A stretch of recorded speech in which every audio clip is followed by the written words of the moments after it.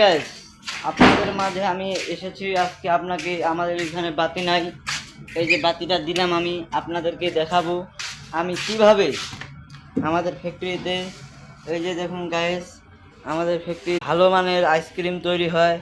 আপনারা যে যেখান থেকে দেখতে পাচ্ছেন, দেখুন আইসক্রিম, এই যে আমাদের দই আইসক্রিম, নারকেল আইসক্রিম, আরও আমাদের বিভিন্ন রকমের আইসক্রিম আছে এখানে। আপনাদেরকে আমি দেখাবো। এই যে দেখেন, এটা 10-এর আইসক্রিম, এতে আমাদের চকবার, এতে আমাদের আইসক্রিম, এই যে আমাদের আরও আটা কুটা মিল আছে।